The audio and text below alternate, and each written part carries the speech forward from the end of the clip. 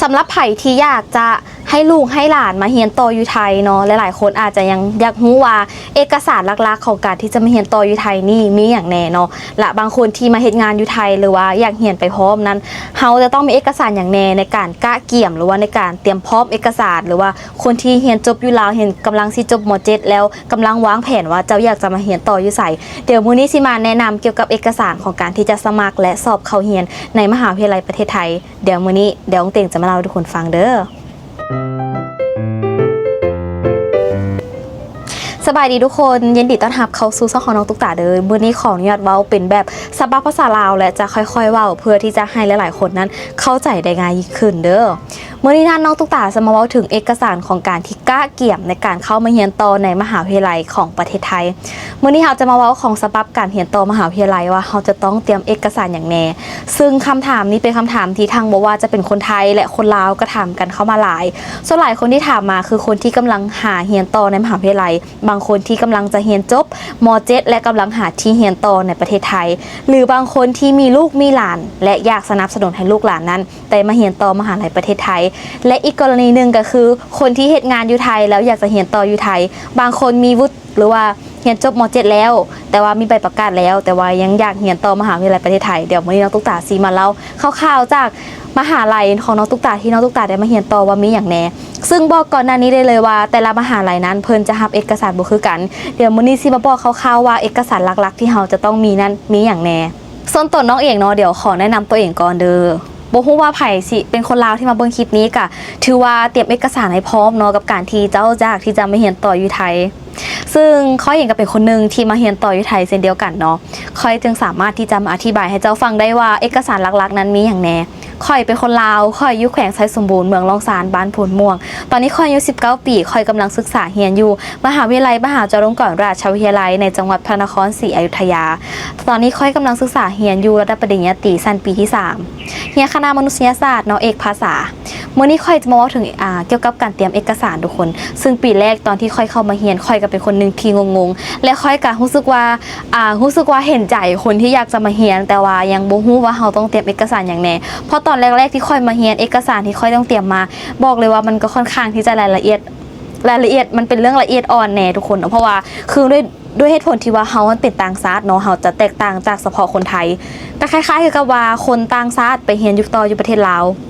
แต่ว่าเอกสารก็จะหลายกว่าถ้าเฮาเป็นคนลาวแท้ๆเฮาเรียนอยู่บ้านเกิดเมืองนอนเฮาเอกสารเฮาก็ฮู้กันอยู่แล้วเนาะว่ามันบ่ได้หลายคือแบบต่างชาติมาเรียนแต่มื้อนี้ทุกคนคือเอกสารทั่วๆไปหลักๆมันจะคล้ายๆกันเลยหลักๆของตามการยื่นสมัครเรียนอย่างมันจะคล้ายๆกันทุกคนเนาะแต่ว่า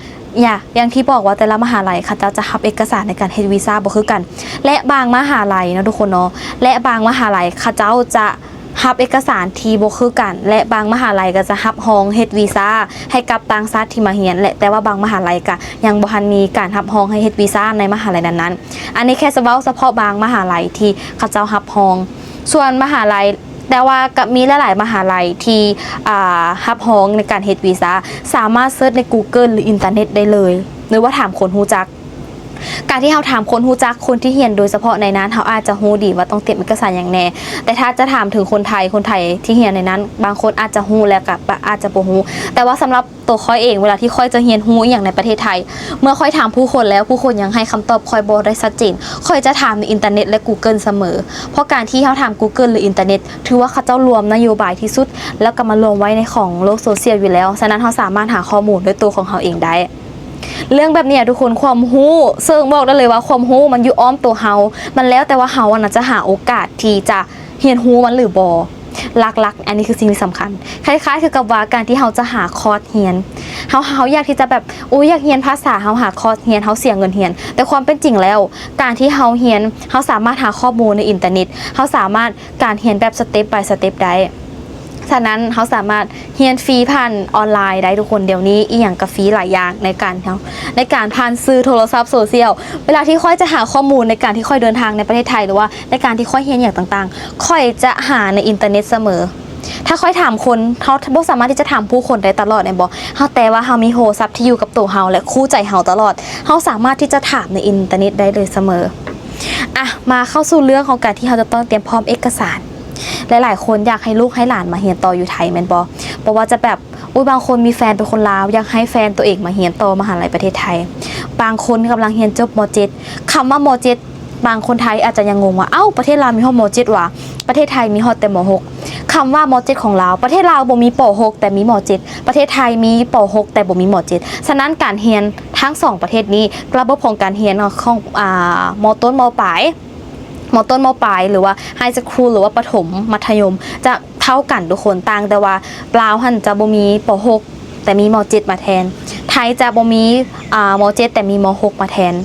คือเปรียบเทียบก็คือวุฒิม.6 กับวุฒิม.7 อยู่ทางฝั่งลาวเท่าเทียมกันเลยสามารถเรียนต่อมหาลัยประเทศไทยได้คนลาวบางคนอาจจะคิดว่าเฮามีวุฒิม.7 ซื่อๆเฮาสามารถมาเรียนต่ออยู่ไทยได้บ่แน่นอนว่าเฮามีวุฒิม.7 เฮาสามารถมาเรียนต่อมหาลัยประเทศไทยได้ขอแค่เฮามีเอกสารพร้อมและเฮามีปัจจัยพร้อมเฮามีเงินพร้อมเฮาพร้อมที่จะซัพพอร์ตตัวเองเฮาพร้อมที่จะหาความรู้ให้ตัวเองเฮาสามารถเรียนต่อในประเทศไทยได้และบ่แม่นแค่เฉพาะประเทศไทยเฮาสามารถเรียนต่อประเทศอื่นได้เช่นเดียวกันและอีกสิ่งหนึ่งเด้อทุกคนเด้อการที่ว่าบางคนบอกว่าเรียนจบชั้นสูงสามารถเรียนต่อมหาลัยได้บ่ได้เพราะว่าน้องเอกมีหมู่คนนึงเพิ่นเรียนจบชั้นสูงของลาวมาลาวจะมีชั้นสูงชั้นกลางอย่างน้องตุ๊กตาก็บ่ค่อยเข้าใจปานใดดอกเพราะว่าบ่ได้เรียนต่อมหาลัยอยู่ลาวแต่ว่ามาเรียนต่อมหาลัยอยู่ไทยก็เห็นหมู่คนลาวเพิ่นเรียนจบชั้นสูงอยู่ลาวมาเพิ่นมาเรียนต่ออยู่มหาลัยไทยซึ่งมาเรียนต่อระดับปริญญาตรีการเฮาเอาวุฒิมาเทียบปุ๊บเฮาจะสอบของการเรียนลงเช่นว่าน้องตุ๊กตาเรียนจบชั้นสูงอยู่ลาวจากที่ว่าหลักสูตรปริญญาตรี4ปีเฮาจะได้เรียนแค่3ปีเท่านั้นหรือเรียนแค่2ปีอันนี้มันแล้วแต่นโยบายแล้วแต่กำหนดการว่าบางทีเฮาอาจจะต้องมาเก็บคะแนนหรือว่าวิชาอื่นๆนำอีกอันนี้ไผที่เรียนจบอยู่ลาวปริญญาตรีสามารถเรียนต่อปริญญาโทอยู่ไทยได้หรือว่าถ้าหากว่าเฮาเรียนจบม.7 มาต่อมหาลัยได้หรืออีกบางคนในกรณีหนึ่งที่ว่าคนอยากเรียนกศนแต่ว่าอีกกศนเดี๋ยวจะเว้าในอีกคลิปนึงเด้อเพราะว่ายามมันยาวเกินไปและรายละเอียดมันค่อนข้างที่จะหลากหลายแห่งมื้อนี้แค่จะมาเว้าเฉพาะของการที่คนลาวอยากจะมาเรียนต่อในมหาลัยหลักๆของเอกสารในการเตรียมทุกคนต้องฟังให้ดีว่าหลักๆของเอกสารหลักๆของเอกสารในการเรียนแน่นอนว่ามันต้องมีหนึ่งเลยก็คือใบจบม.7 ของเฮาใบจบม.7 ของเฮาจะต้องเตรียมให้พร้อมแต่ละมหาลัยบางมหาลัยจะต้องได้เอามาแปลเป็นภาษาอังกฤษก่อนหรือว่าบางมหาลัยจะบ่ต้องแปลก็ได้อันนี้มันแล้วแต่ของแต่ละนโยบายของแต่ละมหาลัยส่วนสำหรับมหาลัยน้องตุ๊กตานี่คือแปลก็ได้บ่แปลก็ได้มันแล้วแต่ทุกคนเนาะอย่างที่บอกมันแล้วแต่อีหลีซึ่งอีกเรื่องหนึ่งก็คือในการที่เฮาหนึ่งเลยเอกสารเฮาจะต้องมีใบจบม.7 อยู่ลาวเอกสารที่เกี่ยวกับการเรียนที่เฮาเรียนจบม.7 หลักๆค่ะแหละเฮาต้องเตรียมไว้2ก็คือหนังสือเดินทางบ่ว่าจะเป็นวีซ่าพาสปอร์ตหรือว่าบัตร MOU ซึ่งคำว่าบางคนบัตร MOU บางคนMOU ในนาทีนี้คือมันเป็นบัตรที่สามารถเฮ็ดงานอยู่ไทยได้และยังสามารถเรียนต่ออยู่ไทยได้นำแต่ในกรณีนี้คือมันจะมีใบเอกสารหนึ่งที่สามารถห้ามพองได้ว่าเฮาถือบัตร MOU และเฮายังมีห้ามพองได้ว่าเฮาเรียนต่ออยู่มหาลัยประเทศไทยนำพร้อมและเฮ็ดงานนำพร้อมอันนี้จะเป็นอีกนโยบายนึงมันแล้วแต่เฮาสามารถที่จะเข้าไปลมกับมหาลัยนั้นๆได้เลยหลักๆเลยอยากจะแนะนำว่าเฮาสิเรียนมหาลัยใดเฮาถ้าจะถามเฮ็ดวีซ่าหรืออีกอย่างนะให้เฮาไปถามมหาลัยนั้นโดยตรงมันจะเป็นการดีต่อเฮาและดีที่สุดมาเรื่องที่2เนาะก็คือการที่ว่าหลังจากที่เฮามีเอกสาร2อย่างนี้ทุกคนเนาะหลักๆเลยเฮาต้องมีก็คือเป็นพาสปอร์ตของเฮาพาสปอร์ตของเฮานี่เป็นหลักๆและเป็นสิ่งสำคัญแฮงเลขพาสปอร์ตของเฮาที่ขึ้นหน้าด้วยตัว P ของมันแล้วแต่เขตพื้นที่เนาะแต่ว่าของแต่บ้านน้องตุ๊กตาจะขึ้น P ขึ้นหน้าเลขพาสปอร์ต6ตัวบ่นั่นแหละทุกคนอันนั้นเป็นเลขพาสปอร์ตที่สำคัญแฮงที่เฮาจะต้องใช้ในการเรียนเลยใช้ในทุกๆอย่างของการเรียนเลยในการเฮ็ดวีซ่าในการเดินเรื่องอันนี้คือหลักๆสำคัญเฮาต้องมีพาสปอร์ตในการที่เฮาจะไปเรียนต่างประเทศเฮาจะต้องมีอันนี้เลยหลักๆก็คือเลขพาสปอร์ตของเฮานี่แหละก็คือหนังสือเดินทางถ้าเฮามี2อย่างนี้เริ่มแรกเลยเฮาต้องมาสมัครเรียนอยู่ไทยก่อนเฮาต้องหามหาลัยก่อนว่าเฮาจะเรียนต่อมหาลัยใดและจากนั้นให้เฮาสอบถามมหาลัยนั้นว่าเอกสารมันมีอย่างแน่เฮาต้องเตรียมพร้อมอย่างแน่ค่อยเริ่มสิตีกับผมตัวเองอะไรมันมักแบบลมพัดฝั่งนี้นะ หลังจากนั้นทุกคนเนาะหลังจากนั้นที่แบบว่าเฮาสมัครในมหาลัยประเทศไทยแล้วเฮาสอบเข้าผ่านเฮาได้เป็นนิสิตเนาะเขาจะเชื่อว่าเฮาได้เป็นนักศึกษาหรือว่าได้เป็นนิสิตของในมหาลัยนั้นๆแล้วเป็นนักศึกษามหาลัยนั้นๆแล้วเฮาสามารถเดินเรื่องเอกสารวีซ่าแบบนักศึกษาได้บ่ข้อดีของการเดินเรื่องเป็นแบบวีซ่าแบบนักศึกษามันก็มีข้อดีที่หลายอย่างเดี๋ยวมื้อหน้าสิมาเล่าให้ฟังว่าข้อดีของการถือวีซ่าแบบนักศึกษาเป็นแนวใดเดี๋ยววันนี้เรามาเว้าถึงหลังจากที่เฮาเป็นมาเข้ามาเป็นนิสิตในมหาลัยนั้นแล้วเฮาไปสอบถามมหาลัยว่าในการเดินเรื่องเอกสารวีซ่าในมหาลัยนี่เฮาจะต้องเอกสารอย่างแน่เฮาจะต้องเตรียมพร้อมอย่างแน่เดี๋ยวมื้อนี้น้องตุ๊กตาเองเนาะสิมายกตัวอย่างของมหาลัยน้องตุ๊กตาเฮียนว่าเฮาเดินเรื่องเอกสารยากบ่บอกเลยว่าเอกสารนี่นะมันค่อนข้างที่จะหลากหลายแฮงทุกคนเนาะคือเฮาจะต้องมีใบจ่ายค่าเทอม1ใบจ่ายค่าเทอมพาสปอร์ตมีใบจ่ายค่าเทอมพาสปอร์ตเกษเรียแล้วก็ยังมีใบรับรองจากคณะที่เฮาเรียนแม่นมีที่แบบว่าใบวุฒิม.7ใบจ่ายค่าเทอมใบเกษเรียพาสปอร์ตที่เฮาก๊อปปี้และใบรับรองและยังมีที่อยู่นำและบอกได้เลยว่าไผที่จะเฮ็ดวีซ่านะทุกคนแล้วเฮาอยู่นอกเฮาอยู่หอนอกเฮาบ่ได้อยู่หอในมหาลัยถ้าหอเฮาอยู่ในมหาลัยเฮาสามารถขอใบรับรองจากมหาลัยได้เลยอันนี้จะง่ายแต่ถ้าหากว่าเฮาอยู่นอกแบบอยู่หออยู่กับญาติพี่น้องนะอยู่นอกเฮาต้องมีใบรับรองที่เซ็นจากคนไทยว่าเฮารับรองที่อยู่ของเฮาแล้วมายื่นเฮ็ดวีซ่าในมหาลัยได้อันนี้คือเอกสารหลักๆของการเฮ็ดวีซ่าในมหาลัยอันนี้ยกตัวอย่างแค่เฉพาะมหาลัยที่น้องกำลังเรียนอยู่เท่านั้นซึ่งมองอื่นนี่อันนี้บ่แน่ใจคือกันว่ามันมีคือกันบ่หรือว่าแตกต่างกันอันนี้ยังที่บอกว่ายกตัวอย่างให้ฟังซื่อๆเด้อสำหรับอันนี้ของน้องเองในการเดินเรื่องเฮ็ดวีซ่าคือทีแรกก็คิดอยู่เลยว่าน้องตุ๊กตาคิดอยู่เลยว่าตัวเองควรที่จะมาเว้าให้ฟังบ่เรื่องแบบนี้นะแต่คิดไปคิดมาก็คิดว่ามันก็เป็นข้อดีสำหรับคนที่อยากจะมาเรียนต่ออยู่ไทย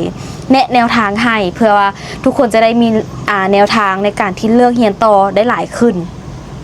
คือทุกคนจะได้มีแนวทางว่าถ้าเจ้าอยากจะมาเรียนต่ออยู่ไทยเจ้าควรเฮ็ดแนวใดเจ้าควรเตรียมพร้อมแนวใดหรือบางคนอยากจะไปเรียนต่อต่างประเทศเอกสารมันคล้ายๆกันเลยทุกคนแต่ว่ามันมีความแตกต่างในบางกรณีซื่อๆคนหลังจากที่ได้ฟังกันไปแล้วหวังว่าจะเป็นคำตอบให้กับหลายๆคนที่อยากจะมาเรียนต่ออยู่ไทยเด้อหลักๆเอกสารวีซ่าขอย้ำเติมอีกเทื่อว่าก็คือใบจบที่เฮาเรียนจบอยู่แล้วและก็หนังสือเดินทางหลักๆในการสมัครเรียนถ้าเฮาอยากจะได้วีซ่าเป็นนักศึกษาเฮาจะต้องเป็น1ในมหาลัยนั้นก่อน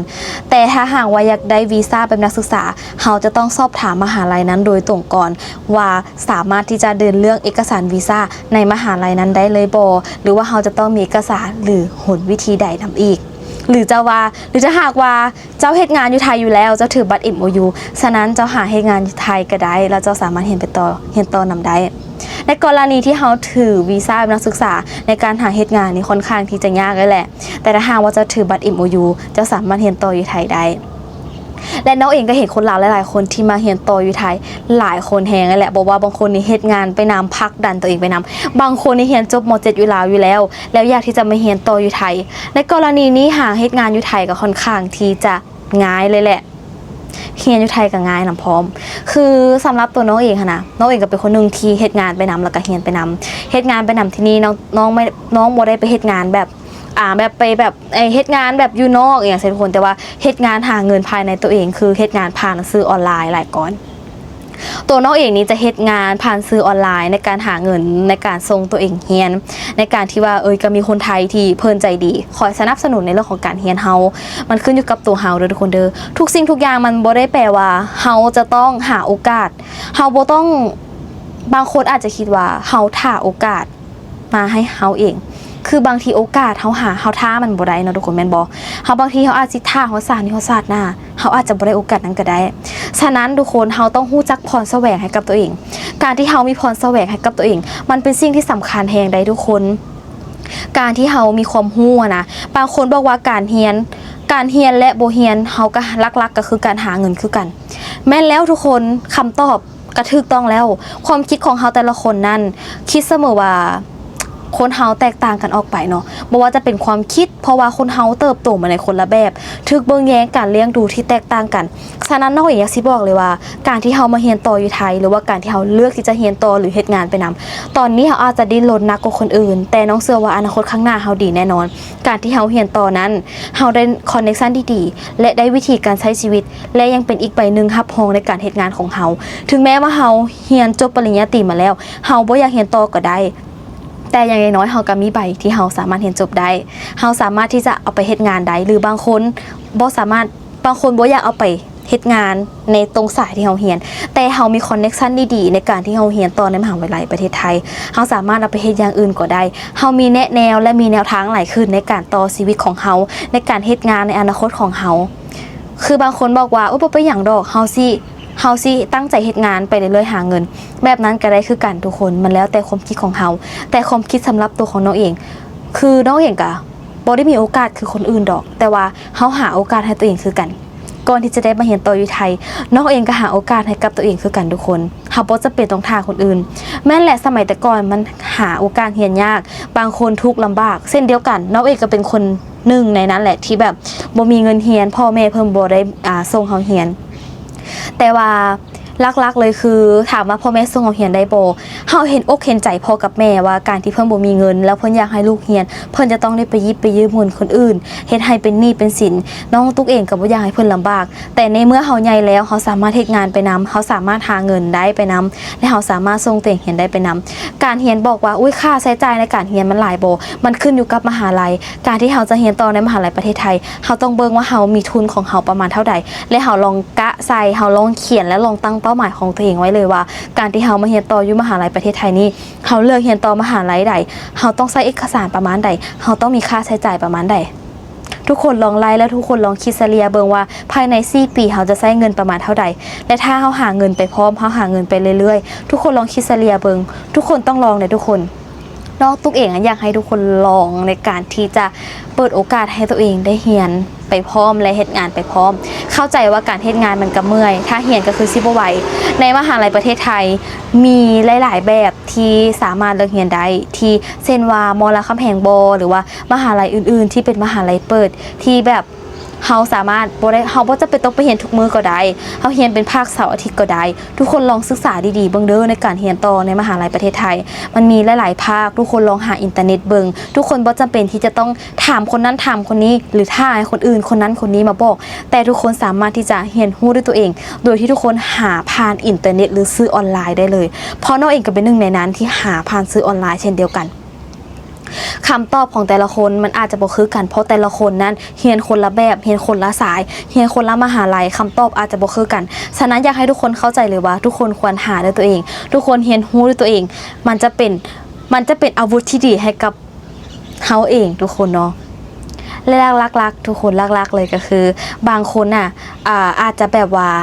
เฮ็ดงานแล้วแบบหาโอกาสเรียนให้กับตัวเองนั่นเป็นข้อดีแห่งทุกคนเนาะน้องเองก็เอาใจช่วยทุกคนเด้อเพราะน้องเองก็เป็นหนึ่งในนั้นว่าเรียนไปนำเฮ็ดเวียกไปนำเข้าใจว่ามันเมื่อยน้องเองก็เมื่อยคือกันแต่ว่าเพื่ออนาคตที่ดีของเฮาจงอดทนตอนนี้เพราะว่าหลายๆคนก็คิดว่าการที่เฮาอดทนตอนนี้เฮาต้องสบายในข้างหน้าแม่นแล้วฉะนั้นเฮาต้องมีคอนเนคชั่นดีๆและใหม่ๆเฮาจะอยู่มองเก่าบ่ได้การที่แบบว่าเฮาไปเป็นลูกน้องเพิ่นแล้วเฮาจะอยู่แค่จุดเก่าว่าเอ้ยคือในชีวิตของเฮาจะเป็นแค่ลูกน้องเพิ่นเท่านั้นหว่าเฮาจะเป็นแค่ลูกน้องเพิ่นเฮาจะอนาคตของเฮาข้างหน้าเฮาจะเป็นแค่ลูกน้องเพิ่นของเท่านั้นหว่าเฮาต้องคิดให้ไกลๆเพราะว่าอนาคตของเฮามันบ่ได้อยู่แค่เฮาบ่ฮู้อนาคตอยู่แล้วว่าเฮาสิตายสิเจ็บสิป่วยมื้อใดฉะนั้นสุขภาพของเฮาก็เป็นสิ่งที่สำคัญเฮ็ดหยังก็อย่าลืมดูแลสุขภาพตัวเองนำและก็อย่าลืมวางแผนการเงินและการใช้ชีวิตตัวเองพร้อมอย่างน้อยๆเฮาบ่ฮู้อนาคตของเฮาแต่ตามหลักสูตรของจิตวิทยาในการวางแผนชีวิตของเฮาอนาคตของเฮาต้องเผื่อไว้ประมาณสัก10ปีว่าเฮาต้องมีอนาคตอยู่10ปีเฮายังมีลมหายใจข้างหน้าอีกอยู่10ปีนับไปเรื่อยๆเฮาวางแผนของการเงินเฮาไปเรื่อยๆนั่นแหละทุกคนการวางแผนที่ดีคือสิ่งที่สำคัญการวางแผนอนาคตสิ่งที่ดีคือสิ่งที่สำคัญแฮงและการที่เฮามีโทรศัพท์นี่เฮามีมันมาแล้วเฮาซื้อมันในราคาที่แพงบ่ถึงแม้ว่าเฮาสิซื้อมันในราคาที่สิแพงสิถูกล้านกีบ 2 ล้านกีบมันก็คือเงินที่เฮาซื้อมันมาฉะนั้นเฮาต้องรู้จักวิธีของการใช้มันเฮาจะเฮ็ดแนวใดว่าเฮาจะหาเงินจากมันใดคำว่าหาเงินจากมันนี่คือบ่แม่นว่าเฮาสิเอามันไปขายแล้วได้เงินมาบ่แม่นแต่เฮาหาความคิดจากมันหาความรู้จากมันแล้วมาพัฒนาตัวเองให้กลายเป็นทุนและต่อยอดชีวิตของเฮาได้นั่นแหละทุกคนถึงบอกว่าเฮามีโทรศัพท์แค่เครื่องเดียวแต่เฮาสามารถต่อยอดชีวิตของเฮาได้ไปไกลหลายแห่งมันขึ้นอยู่กับวิธีการใช้ของเฮาว่าเฮาสิสามารถสร้างมันให้เป็นประโยชน์และเป็นเงินแนวใดเป็นความรู้ของเฮาในแนวใดบางคนบอกว่าการที่เฮาจะมาเรียนอยู่ไทยเฮาจะต้องมีเงินหลายเฮาจะเฮ็ดแนวใดให้เงินนั้นเป็นเงินหมุนเวียนในการหาเงินในการเรียนโตของเฮาได้ทุกคนสังเกตบางคนที่เรียนไปนำหางานไปนำเรียนเฮ็ดงานไปนำเรียนไปนำเขายังเรียนจบได้แล้วเป็นอย่างเขาสิเรียนจบบ่ได้แม่นบ่ฉะนั้นลองวางแผนตัวเองให้ดีๆแล้วก็ลงมือเฮ็ดซะบ่จำเป็นต้องท่าให้มื้อนั้นมื้อนี้มื้ออื่นมื้อก่อนถ้าเฮาพร้อมแล้วเอกสารที่เฮาเตรียมไว้เฮาพร้อมแล้วฉะนั้นลงมือเฮ็ดโลดซะมันจังบ่เสียเวลาบ่เสียอนาคตฮิบสร้างฮิบมีเนาะตอนอายุหลายเฮาบ่ได้เป็นแนวนี้ใดน้องเอ็นคิดเสมอว่าถ้าเฮาอายุหลายแล้วเฮาเจ็บป่วยอดๆแอดๆเจ็บหลังเจ็บแอวสังเกตเบิ่งคนที่เขาเจ้าอายุเริ่มหลายขึ้นสุขภาพเฮาบ่ได้มีเหือมีแฮงคือณปัจจุบันเด้เฮาบ่ได้มีเหือมีแฮงเฮาบ่ได้มีกำลังปานนั้นที่เฮาจะต้องไปหาเงินทุกคนอย่าลืมว่าบางคนใช้ความงามหาเงินแต่อย่าลืมว่าเด็กน้อยสมัยใหม่เขาเจ้าเติบโตมาใหญ่ขึ้นมาเรื่อยๆฉะนั้นตอนนี้เฮายังมีเหือมีแฮงฮิบสร้างฮิบวางแผนอนาคตตัวเองให้ดีๆทางเลือกของแต่ละคนมีทั้งข้อดีที่ทุกคนคิดว่ามันดีทางเลือกเจ้าอาจจะแตกต่างกันจากค่อยแต่มื้อนี้ค่อยแค่มายกตัวอย่างของการที่เฮาจะต้องเตรียมเอกสารในการมาเรียนต่อไผที่อยากมาเรียนต่อมีลูกมีหลานอยากมาเรียนต่ออยู่ไทยบ่อันนี้มาเล่าคร่าวๆให้ฟังแล้วเด้อหรือทุกคนมีตัวเลือกที่ดีกว่านี้หรือว่าอยากสิบอกทุกคนไว้เลยว่าในวัยอายุ19เท่ากันอยากสิบอกทุกคนว่าฮิบมีฮิบสร้างเนาะพอเฮาเท่ามาเฮาอายุหลายมาเฮาบ่ได้มีเหือมีแฮงคือตอนนี้และเฮาทุกมื้อนี้เฮามีโทรศัพท์มีโซเชียลมีอีหยังเฮาสามารถเรียนรู้ผ่านนี้ได้เลยโดยที่เฮาบ่ต้องไปเสียเงินแค่เฮาเสียอินเทอร์เน็ตคือเดือนละ200 300เฮาก็สามารถเรียนรู้จากมันได้100,000เท่าดีก่อนที่เฮาจะต้องไปเสียเงินหลายๆล้านหลายๆกีบหลายๆหมื่นบาทเพื่อที่จะไปทุ่มเทกับมันเอาความรู้มาให้เฮาแต่เฮาต้องย้อนคิดกลับมาว่าผลที่เฮาได้มานะมันคุ้มบ่กับการใช้ชีวิตของเฮานั่นแหละโอเคทุกคนเดี๋ยวคลิปนี้ก็หวังว่าจะเป็นประโยชน์ให้กับหลายๆคนเนาะใครที่มาคลิปนี้ก่อนออกไปอย่าลืมกดไลค์กดแชร์และกดติดตามเป็นกำลังใจให้น้องตุ๊กตาคลิปต่อไปในเด้อขอบใจหลายๆที่เข้ามาเบิ่งคลิปนี้ใครที่คิดว่าเป็นประโยชน์ต่อกับทุกคนอย่าลืมคอมเมนต์บอกกันหรือมีคำถามที่อยากจะถามเกี่ยวกับการเรียนต่ออยู่ไทยในเอกสารต่างๆในการสมัครเรียนต่างๆสามารถคอมเมนต์ในใต้คลิปบอกได้เลยเดี๋ยวจะให้ช่องทางในการติดต่อเด้ออย่าลืมคอมเมนต์ในใต้คลิปได้เลยเดี๋ยวน้องเตขอตวลาไปก่อนสบายดีเป็นกำลังใจให้ทุกคนคือกันเด้อเจ้าอย่าลืมเป็นกำลังใจให้น้องตุ๊กตาในเด้อบ๊ายบาย